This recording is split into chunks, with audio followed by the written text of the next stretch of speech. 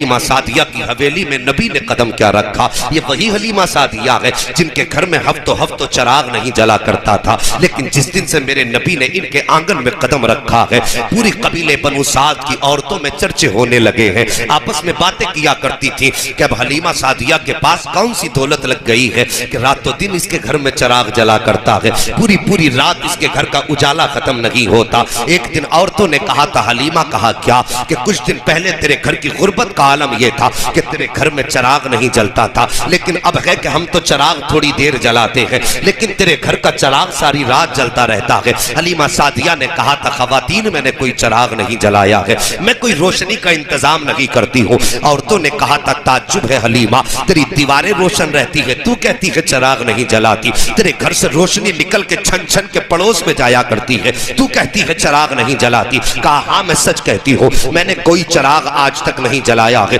अल्लाह अकबर। एक दिन रात का सन्नाटा आया, पूरी बस्ती में अंधेरा था, लेकिन हजरत हलीमा सादिया के आंगन में उजाला ही उजाला था। औरतें इकट्ठा हुई, कहने लगी चलो आज हलीमा की चोरी पकड़ी गई है। रंगे हाथों हलीमा को पकड़ते हैं, ये कहती है मैं चराग नहीं जलाती हूँ, आज बताते हैं कि चराग जल रहा है कि नहीं। औरतें इकट्ठा होकर हजरत हलीमा सादिया के दरवाजे पर आई है। जैसे दरवाजे पर दस्तक दी है, अंदर आपके शौहर मौजूद थे। दरवाजे पर दस्तक हुई, रात का वक्त था। शौहर कहने लगे बीवी तुम जाके दरवाजा खोलो, हो सकता है कोई दूध वाला आया हो जिसका हम पे कर्ज है, पैसे लेने आया हो। मैं क्या जवाब दूंगा। अल्लाह अकबर। हलीमा कहती है नहीं आप जाइए। ये बातें होती रही, फिर हजरत हलीमा उठी, डरते डरते जाके दरवाजा खोला। जैसी दरवाजा खोला, औरतों की भीड़ देखी है। हलीमा सादिया चुप खड़ी हो जाती है, सोच रही थी शायद कोई कर्जा लेने वाली होगी, कोई अपना पैसा वसूल करने वाली होगी, लेकिन फरमाती है जैसी मैं जाके खड़ी हुई, औरतों ने कहा था हलीमा आज तुम्हारी चोरी पकड़ ली गई है। मैंने कहा था कौन सी चोरी। फरमाती जब मैंने कहा ना कौन सी चोरी, तो उन्होंने ये कहा था कि तुम तो कहती हो कि चराग नहीं जलता, आज हम तुम्हारे घर में तुम्हें चराग दिखाने के लिए आए हैं। हजरत हलीमा सादिया कहती है उस वक्त तक तो मैं डरती रही जब तक इन्होंने ये बात नहीं कही थी। जैसे इन्होंने ये बात कही है मेरा डर खत्म हो गया। उसके बाद मैंने कहा ठीक है, एक खातून अंदर आए, बाकी बाहर रह जाएं, दिखाएं मेरे घर में चराग कहाँ है। एक खातून अंदर आई है, उसने हलीमा सादिया के आंगन पे निगाह डाली है, कोई चराग नजर नहीं आया। हर ताक खाली है, अलमारी खाली है, दीवार पे कोई चराग नजर नहीं आया, लेकिन रोशनी बराबर हो रही है। उसने हजरत हलीमा सादिया का चेहरा देखा और देखने के बाद कहा था हलीमा कोई चराग तो नजर नहीं आ रहा है, लेकिन रोशनी भी कम नजर नहीं आ रही है, बता तो सही ये रोशनी कैसी है। हजरत हलीमा ने फिर हाथ पकड़ा खातून का और वहां लाई जहां मेरे नबी पालने में लेटे हुए हैं। अल्लाह अकबर। मुस्तफा के रुखे अनवर पे कपड़ा पड़ा है, हाथ पकड़ के लाई लाके खड़ा कर दिया। खातून कहती है हलीमा क्या दिखाना चाहती हो। हजरत हलीमा सादिया ने जैसी मेरे नबी के चेहरे से कपड़ा हटाया है, खुदा की कसम नूर की ऐसी रोशनी निकली है कि खातून ने अपने आंखों पे हाथ रख लिया था। हजरत हलीमा कहती है सुन खातून मेरे घर में कोई चराग नहीं है, कोई रोशनी का इंतजाम नहीं है, लेकिन कसम है मुझे पैदा करने वाले की, जब से इस शहजादे को लेकर के आई हो मुझे चराग की जरूरत नहीं पड़ी है। चेहरा इसका होता है चांदनी खुदा उतार दिया करता है। तभी तो आला हजरत फरमाते हैं चमक तुझसे पाते हैं सब पाने वाले, मेरा दिल भी चमका दे चमकाने। सुभान अल्लाह। नारे तकबीर, हाथ उठाकर बोलिए नारे तकबीर, नारे रिसालत, मसलके आला हजरत, अजमते मुस्तफा, नूरे मुस्तफा, हजरत अल्लामा मुफ्ती हम्माद साहिब क़िबला। सुभान अल्लाह सुभान। हाँ शागिद मैंने किस नबी की बात छेड़ दी। अल्लाह अकबर। कहाँ खोले हैं गेसू यार ने, खुशबू कहाँ तक है। खुदा की कसम मेरे नबी की जात ऐसी है, बातें करते करते जिंदगी गुजर सकती है, मुस्तफा की बातें मुकम्मल नहीं हो सकती है। हाँ जवानों, उस नबी की शान मैंने कहा था खुदा ने महबूब को कायनात की सारी नेमतें अता फरमाई, कोई नेमत और कोई हुस्न कोई कमाल ऐसा न था जो महबूब के दामन में न रखा। अल्लाह अकबर। हर हुस्न दिया, हर कमाल दिया, कायनात की सारी खुशियां महबूब के दामन में दी। लेकिन मेरे नबी जब कभी चचा के साथ चलते थे ना, और कभी चचा पीछे हो जाते थे, तो मेरे नबी हाथ रख के कहते थे चचा मेरे पीछे ना चला करो, इसलिए कि लोग कहते हैं तुम्हारा चेहरा मेरे बाप से मिला करता है। हाँ अल्लाह अकबर। ये बाप के रिश्तों की कदर है मेरे नबी ने की है, और आज हम बाप की कदर कितनी करते हैं। अगर जरासी भी घर के अंदर जायदाद किसकी होती है सारी, बोलोगे? जमीन जायदाद किसकी होती है? सारे बोलो। बाप की होती है ना, उसकी मर्जी है, वो तुम्हें 1 दे या 100 दे या बिल्कुल ना दे, है उसकी अपनी मिल्कियत है। उलमा से पूछिए, वो मालिक है, वो तुम्हें चाहे तो दे चाहे तो ना दे, मर्जी है उसकी। अगर आपके निकाह हो जाते हैं, आप अलग होके बैठ जाते हैं, घर के अंदर बेटियां जवान मौजूद है, बहनें मौजूद है, तो हमें बहनों का ख्याल नहीं आता, हमें बाप की बूढ़ी कमर का भी ख्याल नहीं आता। हम उस जमीन पे तकिया करते हैं, अब्बा पे है तो जमीन, और अपना अलग कमाना शुरू कर देते हैं।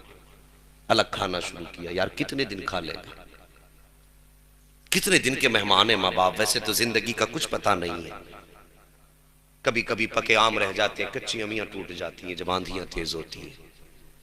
ये जरूरी नहीं है कि जिसके बाल सफेद है पहले वही जाए। अब मुआशरे में नजर डाल के देखिए, सफेद बालों वाले कम नजर आते हैं। जानते हो क्यों? इसलिए कि बुढ़ापे को लोग पहुंचते ही कम है, ज्यादातर लोग जवानी में चले जाते हैं। मेहरबानी करो, बाप के बुढ़ापे का ख्याल करो। मैं एक दिन एक रक्शे में बैठा, बाल सफेद थे बूढ़े के। मैंने कहा, चाचा इस उम्र में रक्षा चलाते हो, बेटे नहीं है? वो कहने लगे 4 बेटे हैं। मैंने कहा इस उम्र में रक्षा? कहने लगे घर पे एक बेटी मौजूद है, अभी उसे रुखसत करना था। मैंने कहा तो बेटे साथ नहीं देते? कुछ देर के लिए वो चुप रहा, लेकिन उसने कहा मौलाना छोड़िए, कौन किसका होता है, कौन किसका होता है। शादियां कर दिया, अलग रहने लगे बीवी बच्चों के साथ, हमें कौन देख रहा है। और यार हमारे होते हुए हमारा बूढ़ा बाप रक्षा चलाए, हमें डूब के मर जाना चाहिए। हमारे होते हुए हमारे बूढ़े बाप को मजदूरी करनी पड़े, हमें हया आनी चाहिए।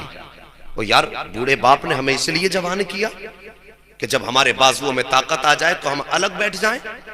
सोचो, ख्याल करो मेरी बात पे जरा तवज्जो करना।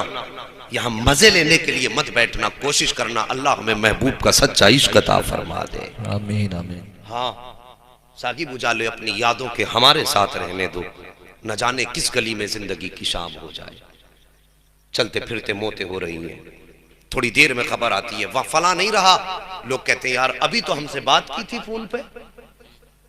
एक दिन ऐसा आएगा हमारा भी ऐलान मस्जिद से कर दिया जाएगा, फला नहीं रहा। वो हमारी बैठक में बैठने वाले यार हमारे कहेंगे यार अभी तो मुझसे फोन पे बात की थी। तो खुदारा कुछ मौत की तैयारी भी हम कर लें। माँ बाप से हम अलग होके बैठ गए और फिर उस पे भी लड़ते हैं, जमीन दिलवाओ कुछ हमें, हमारे भी तो 3 बच्चे, इनका पेट कहां से भरे। और फिर बाप के चौराहे पे जाकर के बुराइयां शुरू करते हैं। 4 लोगों में बैठ के कहते हैं यार हमारे बाप को तो समझाओ, उसका दिमाग चल गया है, शर्म नहीं आती? अपने बाप की बुराइयां चौराहों पे करते हो। घरों के अंदर औरतों ने हद करके फेंक दी, कमाल कर दिया औरतों ने। 4 दिन आए हुए नहीं हुए, औरतों में मीम मेख निकालना शुरू कर दी सास के अंदर, कि कभी सीधे लहजे में ही बात नहीं करती, और वो यूं करती है वो यूं करती है। तो मेहरबानी करो, अगर तुम चाहती हो सास से तुम्हें मां का प्यार मिले तो तुम भी उसकी बारगाह में बेटी बन के जाया करो। हाँ तुम भी तो बेटी बन के जाया करो, और चौराहों चौराहों पे बुराइयां ना किया करो। जवानों माँ बाप की इज्जत कर लो, माँ बाप बहुत बड़ी दौलत है। और दुआएं मांगा करो, अल्लाह करे कोई यतीम ना हो, किसी के सर से बाप का साया ना उठे। वरना याद रखना जिस दिन बाप का साया चला जाता है उस दिन ऐसा लगता है जिससे सर से सूरज हट गया है। जिस दिन माँ की ममता का आंचल सिमट जाता है ऐसा लगता है जमीन तंग हो गई है। आओ तुम्हें बताऊं माँ बाप की जुदाई कितनी दर्द दिया करती है। एक दिन मेरे नबी हज़रत सरवर कौनैन सल्लल्लाहु तआला अलैहि वसल्लम को अबू जहल ने सर पे पत्थर मारा। मेरे नबी के सर पे पत्थर लगा, मेरे सरकार हरम काबा में गए, आंसू बहा रहे हैं, खून भी सर से बह रहा है। मेरे नबी ने किसी से शिकवा नहीं किया था, सजदे में सर रख के कह रहे थे या अल्लाह जिससे तू राजी है उसमें तेरा महबूब राजी है। रोते रहे हरम काबा में। अल्लाहु अकबर। उसी दिन हजरत अमीर हमजा शिकार से वापस आए, खादिमा से कहा खाने का इंतजाम करो। खादिमा ने खाना ला के दस्तरखान पे बिछाया, लगाया, जैसी लगाया ना खादिमा की आंख में आंसू थे। हजरत अमीर हमजा कहने लगे कि तेरी आंख में आंसू किस लिए? उसने कहा मुझे लगता है खानदान कुरैश की तलवार को जंग लग गया है। इतना मीर हमजा ने सुना, कहा कहना क्या चाहती हो? कहा आज तुम्हारे भतीजे को अबू जहल ने पत्थर मारा है। मैं अभी हरम शरीफ के दरवाजे से गुजरी, मैंने उसको अभी दीवार से लग के रोते देखा है। अल्लाह अकबर, अमीर हमजा भी ईमान नहीं लाए हैं। इतना सुना फौरन खाना छोड़ दिया, तलवार उठाई, लोगों से अबू जहल का पता पूछा। वहां पहुंचे जहां अबू जहल बैठा हुआ था। जाने के बाद अबू जहल के सर में जाकर के तलवार का दस्ता मारा, उसका सर फटा, खून बहने लगा। उसके बाद का मेरा भतीजा किसी ने देखा हो तो बताओ। लोगों ने कहा हरम शरीफ में बैठा हुआ देखा है। अल्लाह अकबर, हरम शरीफ में आए हैं, मेरे नबी ने सजदे में सर रखा है। किसी दुनियादार से शिकवा नहीं है, किसी दुनियादार से शिकायत नहीं है, बल्कि परवरदिगार से बातें हो रही है। अपने रब की बारगाह में सजदा करके मेरे नबी अपनी फरियाद कर रहे हैं। इतने में चचा आ गए हैं। आने के बाद कहते हैं भतीजे सजदे से सर उठाओ। मेरे नबी ने सजदे से सर नहीं उठाया। 2 मरतबा कहा सजदे से सर उठाओ। अल्लाह अकबर, फिर भी मेरे नबी ने सजदे से सर नहीं उठाया है। तीसरी मरतबा जब चचा ने कांधे पे हाथ रख के कहा भतीजे जरा सर तो उठाओ, मेरे नबी ने सजदे से सर उठाया, उठ के खड़े हुए। फरमाते हैं चचा क्या बात है? उसके बाद कहते हैं भतीजे खुश हो जाओ, मैं तुम्हारा बदला लेकर के आया हूँ। मुअर्रिखीन ने लिखा है कि चचा ने यूं बाजू फैलाए हैं और नबी को गोद में लेना चाहते थे। मेरे नबी ने फौरन चचा के बाजू झटक दिए और तारीखी जुमले इरशाद फरमाए। आप फरमाते चचा जाइए, आज मेरा कोई चचा नहीं है। अगर मेरा कोई चचा होता तो अबू जहल मुझे रास्ते में पत्थर न मारता। और तारीखी जुमला मेरे नबी ने कहा था, ओ चचा अगर आज मेरे बाप अब्दुल्ला होते तो किसी में हिम्मत नहीं होती जो मेरी तरफ आंख उठा के देख लेता। आज मेरे सर पे वालिद का साया नहीं है, इसलिए लोग पत्थर मार रहे हैं। अगर माँ का साया होता तो आज मैं तन्हा हरम में बैठ करके आंसू ना बहाता। और साकिब माँ बाप की कदर कर लो, अगर बाप चला जाता है तो कोई सीने से लगाने वाला नहीं होता है। अगर माँ चली जाती है तो कोई आंचल से आंसू पोंछने वाला नहीं होता है।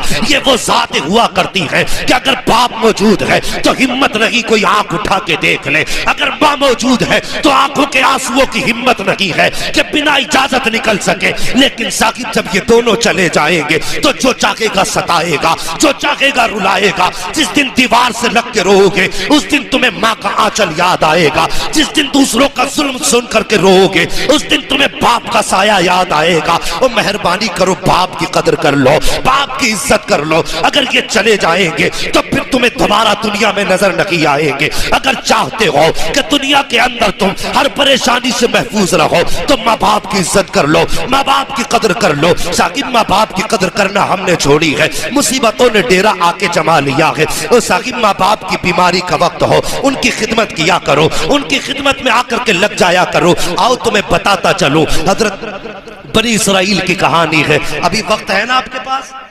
जरा सारे बोलते हैं या रसूल अल्लाह। कभी तेरी मेरी जिंदगी में तो ऐसा दिन नहीं आया, कभी कुरान के लिए न मैंने पत्थर खाया ना आपने पत्थर खाए। अजी पत्थर तो बड़ी बात, कभी कांटा नहीं चुभा।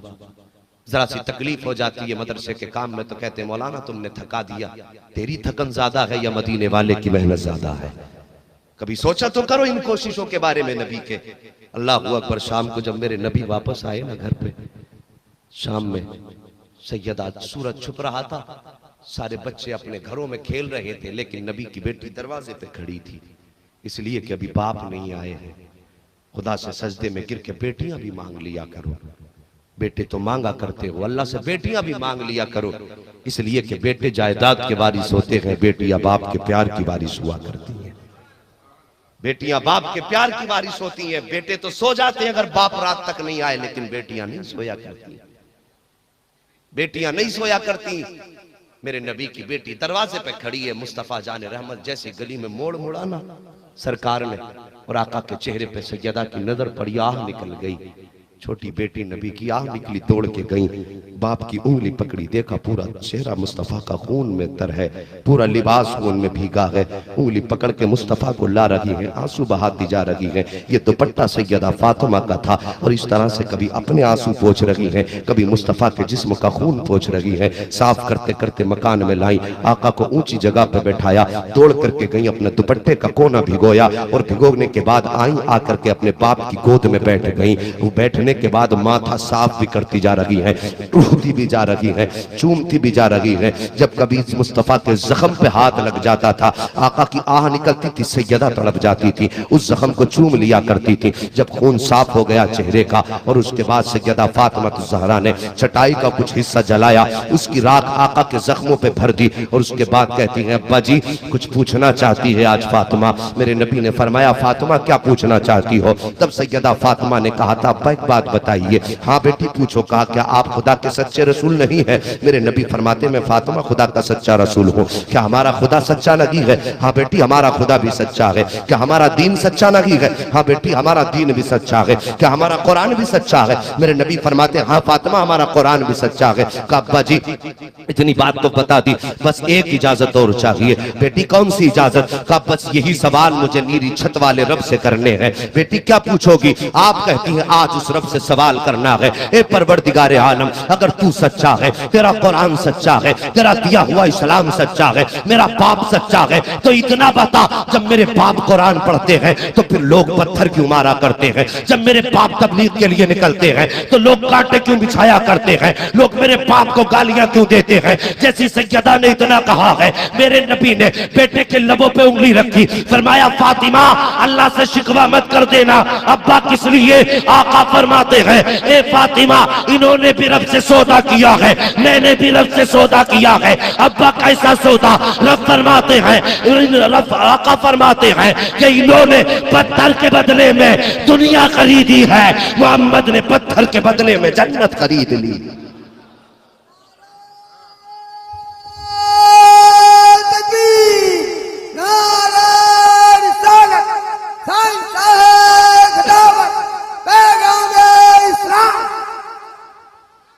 ओ लोगों नबी से प्यार करो। सैयदा फातिमा कहती है, अब्बा समझ में नहीं आई। मेरे नबी फरमाते हैं, फातिमा कयामत का जब दिन होगा ना और मेरी उम्मत पुल सिरात से गुजरेगी, अच्छे तो गुजर जाएंगे, पापी जब गिरने लगेंगे, उस वक्त मैं रब की बारगाह में हाथ उठाऊंगा। उस वक्त कहूंगा, परवरदिगारे आलम आज ताइफ के पत्थरों का बदला दे दे, आज ताइफ के पत्थरों का बदला दे दे। फातिमा उस दिन रब से कहूंगा, अल्लाह अगर ताइफ के पत्थरों का बदला देना है तो ऐसे दे, जितने अच्छे हैं इन्हें तू ले ले, जितने पापी हैं मेरे दामन में छुपने की जगह दे दे। फिर भी उस नबी के मिलाद में हम नहीं आते, फिर भी उस नबी का एहसान हम नहीं मानते। वो लोगों नबी से प्यार करो, नबी से इश्क करो, नबी से मोहब्बत करो। कसम खुदा की ये जिंदगी बस पल दो पल की है, जिंदगी पल दो पल की है। दौलत न कल आपकी रही न आज रहेगी, न मेरी है न आपकी है, ये जैसे आती है वैसी चली जाती है।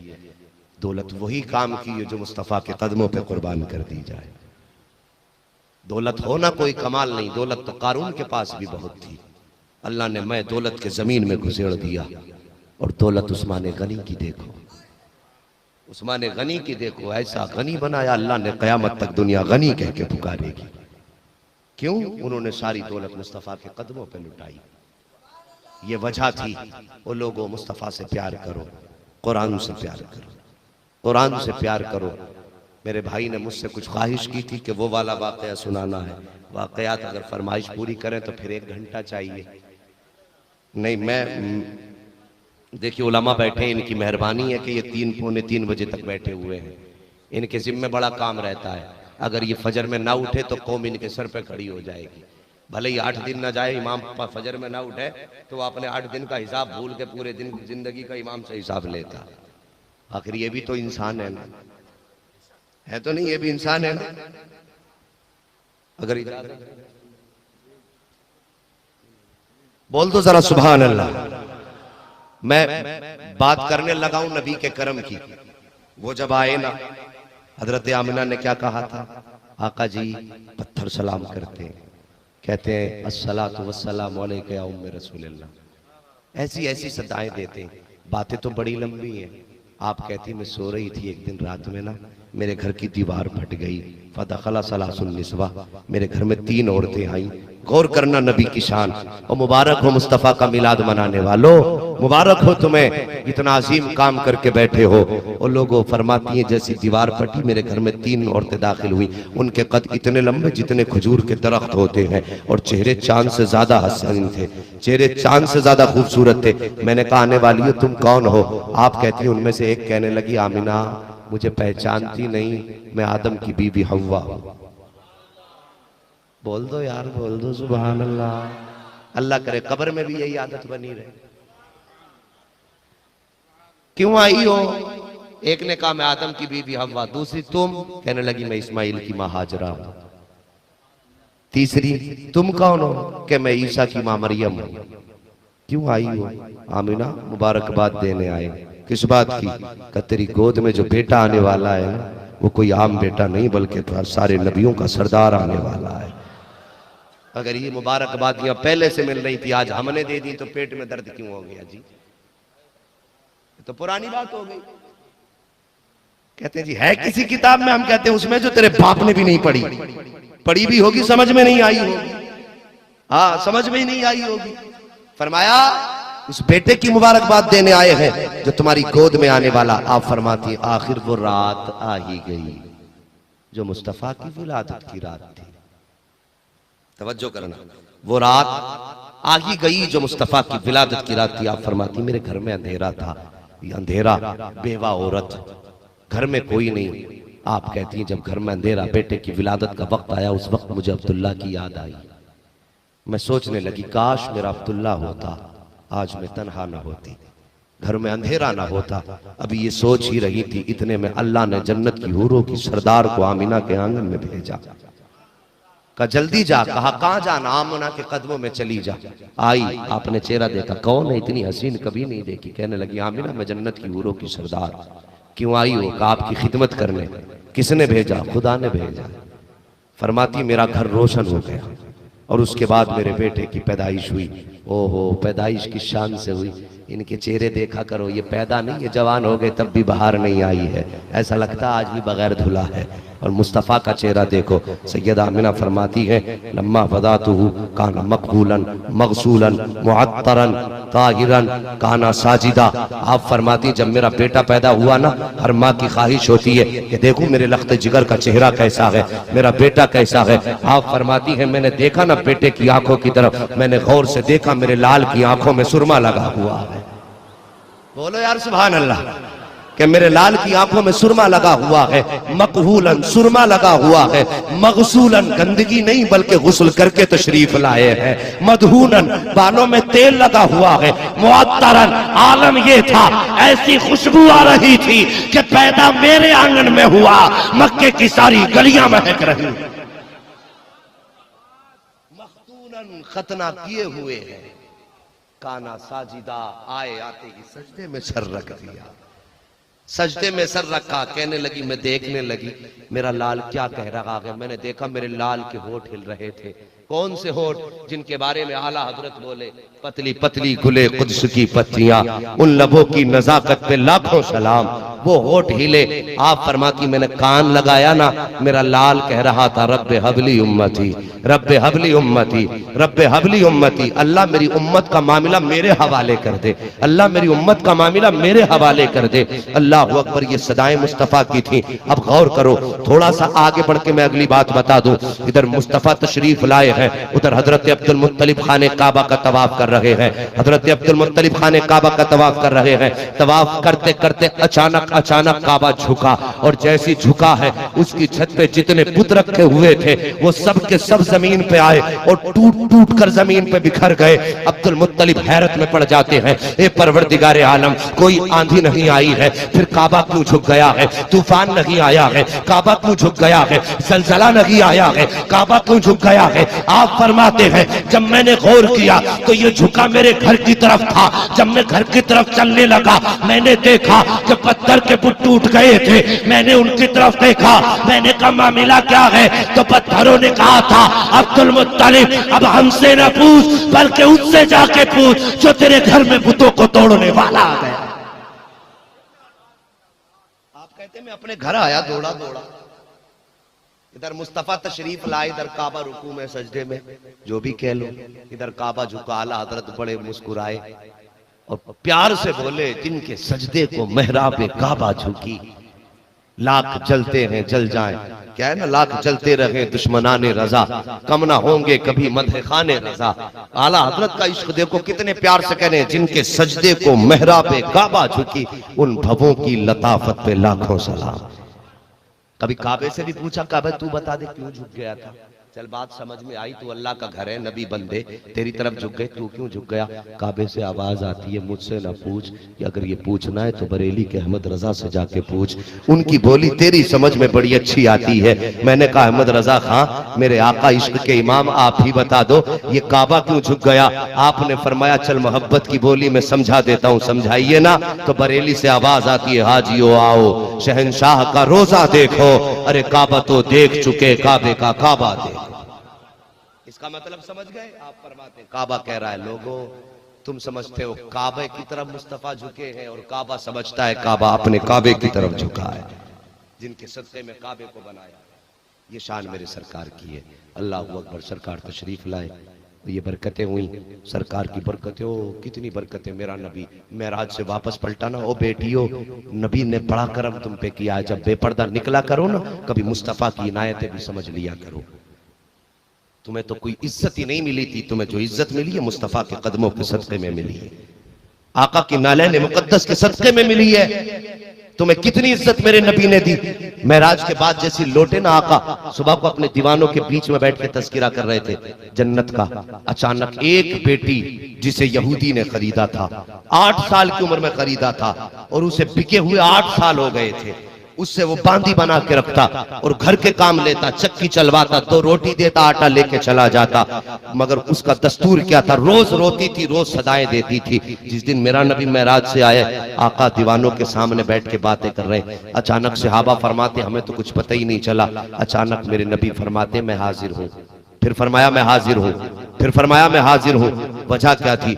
वो बच्ची जो 8 साल पहले एक बाप ने 8 साल की उम्र में बेची थी, उसके मालिक ने जब आटा पीसने के लिए दिया ना, उसको तबीयत खराब थी, उसने चंद चक्कर चक्की के लगाए और यूं टेक लगाई, चक्की से बैठ गई और रो के कहती है काश आज मेरा बाप होता। जैसे इतना कहा है, ये सदा किसी ने नहीं सुनी, मेरे आका ने सुन ली है, मेरे आका ने सुन ली। जैसे इसने इतना कहा काश मेरा बाप होता, मेरे नबी फरमाते बेटी मैं हाजिर हूँ।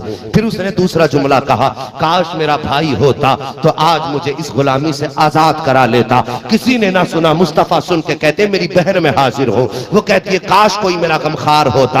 आका फरमाते परेशान ना हो, जिसका कोई नहीं उसका मोहम्मद सहारा बन के आया है। सहाबा फरमाते हैं इतना आका ने कहा और अपनी जगह से उठे, इतनी तेज चले कि आज तक हमने कभी चलते नहीं देखा। हम नबी के पीछे पीछे, नबी आगे आगे। जब सरकार उस दरवाजे पे पहुंचे हैं जहां पे वो बेटी बैठी हुई थी, आपने दरवाजे पे दस्तक दी, अंदर से बेटी की आवाज आई कौन? का तेरा बाप आया है, तेरा बाप आया है। उसने कहा मेरा बाप तो आ ही नहीं सकता, इसलिए कि वो तो बेच के चला गया था। नबी फरमाते फिर सुन तेरा भाई आया है। उसने कहा अगर मेरा भाई होता ना तो आज मैं कैदी ना होती, किसी के हाथ बिकी ना होती। नबी फरमाते सुन फिर वो आया है जिसे तूने मदद के लिए पुकारा है। कहा अच्छा वो है? कहा हाँ। आका फरमाते दरवाजा खोल। कहती बच्ची कहती अगर मदद के लिए आया है तो दरवाजा खुला है। मेरे नबी ने जैसे दरवाजा खोला है, क्या देखते हैं बच्ची चक्की से सर लगा के बैठी है, आंसू बहा रही है। मेरे सरकार का चेहरा देख के कहती है मेरा बाप तो आप हो ही नहीं सकते, ना आप भाई हो सकते हो। कहा किस लिए? कहा कि बाप और भाई का रिश्ता तो छोड़ो, मक्के में आज तक कोई आपके जैसा पैदा ही नहीं हुआ है। आपका चेहरा ये बता रहा है कि आप दुनिया में सबसे निराले हो, सबसे आला हो। तभी तो आला हजरत ने कहा था सबसे आला वो औला हमारा नबी, सबसे बाला वो बाला हमारा के अंदर किसी की बेटी को सताते हैं। सिर्फ एक बात का जवाब दे दो, कोई बंदा ऐसा है जो ये चाहता हो कि मेरी बेटी को ससुराल में जाके गालियां मिले? नहीं है कोई बेटा, कोई बाप ऐसा है जो ये चाहे मेरी बेटी को ससुराल जाके ताने मिले? कोई नहीं चाहता।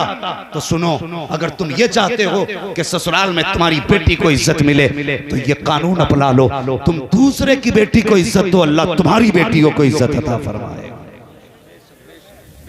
हाँ, तुम दूसरे की बेटी को इज्जत दो, अल्लाह तुम्हारी बेटी को इज्जत देगा।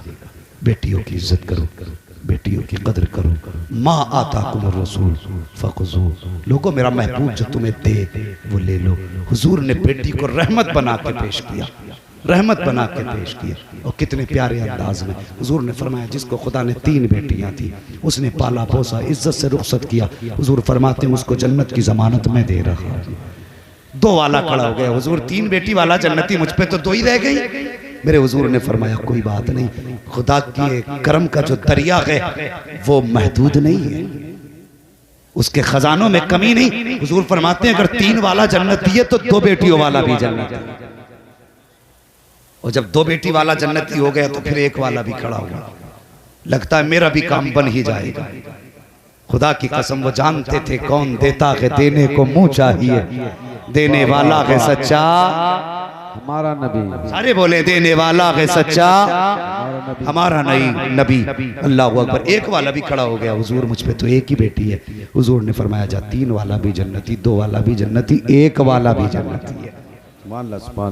तो काम तीनों का बन गया, 3 वाला जन्नती, 2 वाला जन्नती, 1 वाला जन्नती। फिर उसको तो ख्याल आना ही था ना जिसपे बेटी नहीं थी। एक सहाबी उठ के खड़े हुए, हुजूर इन पे 3 थी, ये भी जन्नती, इन पे 2 ये भी जन्नती, इन पे 1 ये भी जन्नती। हुजूर मुझ पे तो बेटी नहीं है। मेरे हुजूर ने फरमाया जा, अगर खुदा ने बेटी नहीं दी ना तो बेटी की तमन्ना लेके मर जाना, क़यामत में लावारिस नहीं होगा तो उसका हाथ पकड़ के मैं जन्नत में दाखिल करूंगा। हाँ, बेटी की तमन्ना अगर जन्नत दिला सकती है तो बेटी की परवरिश तुम्हें कहां से कहां पहुंचा सकती है। बेटियों को इज्जत दिया करो, बेटियों की कदर किया करो और किसी की बेटी को रुलाया ना करो। अल्लाह बेटी देना शुक्र अदा करना, शुक्र अदा करना। इसलिए कि बेटे दुआओं से मिल जाते हैं, बेटियां नसीबों से मिला करती हैं, नसीबों से बेटियां मिला करती हैं। इसलिए जरूरी है कि अब बेटियों की भी इज्जत करें, कदर करें, निकाह को आसान करें। ये जो रस्में चली आ रही हैं, जितनी गैर मुस्लिमों की रस्में थी आज सब हमारे अंदर मौजूद है, सारी हमारे अंदर मौजूद है। खुदारा इन रस्मों को कम करें। पैसे की कसरत है, 1 लाख का तू आतिशबाजी न कर, मदरसे में आ। कारी साहब कबला अल्लामा साहब से कह हजरत बताओ बच्चे पानी कौन सा पीते हैं, अगर फ्रिज नहीं है एक फ्रिज का इंतजाम कर दे, अगर पंखा नहीं है तो पंखा लगा दे, कूलर नहीं है कुरान वालों के लिए कूलर का इंतजाम कर दे। हाँ, अगर बिस्तर नहीं है कोई गरीब तालिब इल्म है उसके बिस्तर का इंतजाम कर दे। गारंटी है तेरे मरने के बाद तेरे करोड़ों की जायदाद में बेटे तेरे नाम के हर साल 1 लाख रुपए खर्च करेंगे। गारंटी है कोई? कोई गारंटी नहीं बेटे। कभी कब्रिस्तान जाके देखा कर, कितनी कब्रों पे ताजा फूल मिलेंगे और कितनी कब्रों पे तो साहिब कोई मिट्टी डालने वाला नजर नहीं आता। क्या उनके वारिस नहीं थे? उन्होंने जायदाद नहीं छोड़ी, उन्होंने भी जायदाद छोड़ी, लेकिन बेटों ने याशियों में उड़ा दी, आतिशबाजियों में बेटों ने उड़ा दी। बाप का जनाजा याद नहीं आता बेटों को, बाप की कब्र याद नहीं आती। अपने जीते जी आखिरत का इंतजाम कर जाओ। मदरसे में कूलर लगवाओ, एसी लगवाओ, फ्रिज लगवाओ, ठंडी हवा का इंतजाम कर।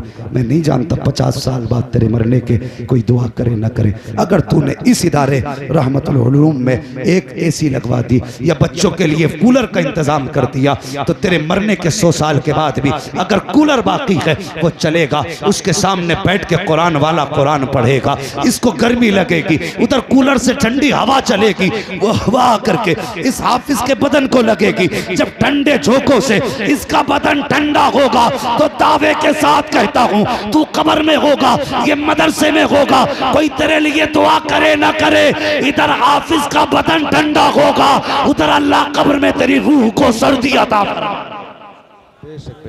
यहाँ लगाना पैसे, लाके आतिशबाजी जब शुरू करता दबा दब दबा दब दबा दब, बच्चे कूद गए, बूढ़े कूद गए, कितनों के दिल थम गए, लेकिन प्रधान का बेटा रुकने का नाम ही नहीं ले रहा। सब प्रधानगिरी निकल जाएगी। मौत जब झटका देगी ना तब पता चलेगा क्या लेके जा रहे हैं, क्या करके जा रहे हैं। खुदारा जीते जी ने काम कर लें, इदारों का ख्याल करें। दुश्मन मदारिस के पीछे हैं। अब तक तो ये था कि गैर मुखालिफ थे, तकलीफ होती है अपने ही हमारी सफ में मदरसों के मुखालिफ नजर आते हैं। हाँ, कुछ लोगों को यही काम है, जी इसे बनवाने की क्या जरूरत थी, ये गेट लगवाने की क्या जरूरत थी, जरूरत तो जनाब आपकी भी नहीं थी। आप क्या करने आए हो दुनिया में? हाँ, आपकी क्या जरूरत थी? अल्लामा साहब फरमाने ऐतराज ही करने चले आए। तो सुने, मेहरबानी करें, दुश्मन अगर तकलीफ देते हैं तो दर्द कम होता है, और जब अपने तकलीफ देते हैं तो दर्द ज्यादा होता है। लॉकडाउन के कुछ इदारों की खबरें मौसूल हुई कि जिन्होंने, उलमा ने, दुनिया बंद होने के बावजूद कुरान बंद नहीं किया, छुप के कुरान पढ़ाते रहे, घर में कुरान पढ़ाते रहे, बिस्तर में कुरान पढ़ाते रहे। लेकिन कुछ जालिम ऐसे भी थे जिनको पता लगा यहाँ कुरान पढ़ाया जा रहा है, ऐसे कुत्ते दलाल जो 500-500 रुपए पे पुलिस वालों के हाथ बिक जाया करते हैं, 2-2 में अपनों को बेच दिया करते हैं, ऐसे ही कुत्तों ने फोन उठा करके पुलिस वालों को खबर दी कि इसके घर में कुरान पढ़ाया जा रहा है। पुलिस आई, पढ़ाने वाले को ले गई, बच्चों पे सख्ती की। मुझे बता तो सही, तेरे रोकने से क्या कुरान रुक पाया? तेरे टोकने से क्या पढ़ाने वाले रुक पाए? खुदा की कसम, सुबह कयामत तक ना कुरान रोका जा सकता है, ना कुरान वालों को रोका जा सकता है। लेकिन तेरी जिंदगी कब तक? एक दिन ऐसा आएगा, मौत धक्का देगी, तू कब्र में होगा, अल्लाह तुझे इतना रुलाएगा कि रोते रोते आंसू खत्म हो जाएंगे, कोई आंसू पहुंचने वाला नसीब नहीं हो सकता। बेशक बेशक बात। आज ले उनकी पनाह, आज मदद मांग उनसे, कल ना मानेंगे कयामत में अगर मान ले। तुझे क्या लगता मदरसों की मुखालफत करके जाए और तुझे तीजे बख्शवाएंगे? वहां भी ना समझना बरेलवी हूं और तुमसे पक्का हूं। हाँ, हुजूर के कुरान की मुखालफत करे और 40वां बख्शवाए, खुदा की कसम कलमा उसी की शफाअत करेगा जिसके साथ मुस्तफा होंगे। हाँ, और मुस्तफा उसके साथ होंगे जो उनके मिशन के साथ होगा। जो उनके मिशन के खिलाफ होगा तो फिर खैरियत नहीं है। मरना है एक दिन, जीते जी कुरान की खिदमत कर जाओ। बिला वजह में मुफ्ती साहब, मुफ्ती इस्माइल साहब क़िबला दामद हमारे सरों के ताज, सारे उलमा के सर के ताज, जितने मिंबर पे यहाँ हैं सबके सर के ताज हैं। पूछिए इनसे, ये बताएंगे कि जो उलमा और इल्म दीन की मुखालफत करते हैं उनके खात्मे ईमान पर नहीं हुआ करते। बुरी बुरी मौतें मरते हमने लोगों को देखा। खुदा के वास्ते कुरान की इज्जत करें, कुरान वालों की इज्जत करें, इन्हें हिकारत से न देखें, इनको कभी भी नीची निगाह से न देखें। ये आखिरत का सरमाया है, जन्नत का सहारा है, आखिरत का भरोसा है। हाँ, अल्लाह तौफीक दे, अगर कुछ खिलाने की हैसियत ना हो तो अल्लाह की ज़मीन से निकलने वाले चश्मे से पानी भर के ही पिला देना। अगर ये जन्नत में गए तो इंशाअल्लाह तुम्हें भी साथ में लेके जाएंगे। हाँ, और लेकिन हमारी ऐसी बस्तियां जहाँ पे हाफिज कारी कसरत से होते, वहाँ इज्जत इसलिए नहीं करते हमारा लल्ला खुद हाफिज है, हमारा पोता खुद हाफिज है। बेटे ये पोता बाद में है, कुरान का कारी पहले है कुरान का कारी, इसकी इज्जत कर। और कुरान वालों से हुजूर कितना प्यार फरमाते। हजरत इमाम आसिम रहमतुल्लाह ताला अलैह जब कुरान पढ़ा करते थे तो मुंह से मुश्को अंबर की खुशबू आया करती थी। अब तो बोल दो सुभान अल्लाह। हाँ, हाथ मत उठाना अगर थकने का डर हो तो, और मरने का डर हो तो कतई मत उठाना, और कमजोरी ना हो तो बोल दो सुभान अल्लाह। है खाली लंगर के सहारे आए या कुछ खा पी के भी आए घर से? कुछ खा पी के भी आया करो जो सुभान अल्लाह कहने का सहारा बना रहा है। अगर खा के आए तो जरा जोर से कह दें या रसूल अल्लाह, अल्लाह सलामत रखे। अब भी ऐसा लग रहा है जलसा शुरू हुआ है, मगर बात आखिरी खत्म करने लगा हूँ। हजरत इमाम आसिम रहमतुल्लाह ताला अलैह आप जब कुरान पढ़ते थे तो मुंह से मुश्को अंबर की खुशबू आती थी। शागिर्द कहने लगे हुजूर क्या बात है, कुछ दिन से देख रहे हैं मुंह से मुश्क अंबर की खुशबू आ रही है। हजरत जी 4 साल से खिदमत में हैं, लेकिन कुछ महीनों से मुश्क की खुशबू आ रही। तो इमाम आसिम फरमाने लगे बेटे इसमें एक राज है। कहने लगे हजरत बताओ ना। तो फरमाने लगे राज तब तक राज है जब तक बताया ना जाए, और जब बात खुल गई तो राज राज नहीं रहता। तो कुछ शागिर्द उस्ताद के मुंह चढ़े होते, नहीं बताओ हजरत। तो फरमाने लगे एक दिन ना मेरी आंख लगी, ख्वाब में हुजूर तशरीफ ले आए। बोलो यार सुभान अल्लाह। ख्वाब में हुजूर तशरीफ ले आए और मुझसे कहने लगे आसिम जरा कुरान पढ़ के सुना। फरमाते मैंने कुरान पढ़ना शुरू किया, जब मैं कुरान पढ़ रहा था हुजूर अपने लब मेरे लबों पे रख रहे थे। कहते जब से हुजूर ने मेरे लबों पे अपने लब रखे हैं, खुदा की कसम जब जब कुरान पढ़ता हूँ मुंह से मुझको अंबर की खुशबू आया करती। बेशक बेशक। ये वो जमात है जब ये कुरान पढ़े तो हुजूर मुस्कुराया करते हैं। वो इन्हें कहते हो ज़कात खाने वाला जा रहा है, हया कर, ये ज़कात वाला नहीं, ये बख्शिश वाला जा रहा है, ये चंदे वाला नहीं, ये अल्लाह वाला जा रहा है। इनकी इज्जत किया करो, इनकी कदर किया करो, उलमा की खिदमत करें। हुजूर ने कुरान दिया, हमें इसका पूरा ख्याल करना है। दुनिया मिटाने पे लगी है, मिटाए, जितनी ताकत चाहे लगा ले। और हुजूर के गरीब उम्मतियों से इतनी गुजारिश है, अब तुम मदरसे के कांधे से कांधा लगा के खड़े हो जाओ और इन उलमा से कह दो कुरान पढ़ाना तुम्हारा काम है, खर्चे उठाना हमारा काम। वाह। तुम्हारे घर में कमी ना आएगी, अल्लाह से तिजारत करो। तौफीक दे तो एक वक्त का खाना खिलाना, पानी पिलाना। हाँ बस रात बहुत हो चुकी है, वक्त काफ़ी हो चुका है। मेरे बोलने में आमदन साहब लफ्ज़न जो ख़ताएँ लफ्ज़िशें सरजद हुई हों, मौला अपने हबीब के सदक़े में तमाम ख़ताओं को माफ़ फरमाए। बस जो हुए गलत उनको माफ़ फरमाए। रब कायनात ज़िंदगी ने दिया साथ, फिर होगी मुलाकात। चमन रहा फूल खिलेंगे, ज़िंदगी रही फिर मिलेंगे। मुसाफिर हैं हम भी, मुसाफिर हो तुम भी, किसी मोड़ पर फिर मुलाकात होगी। फ़कीरान आए सदा कर चले, सदा खुश रहो, ये दुआ कर चले। सारे लोग कलमा शरीफ पढ़ लीजिए, ला इलाहा इल्लल्लाहु मुहम्मद रसूलुल्लाह मा अलैना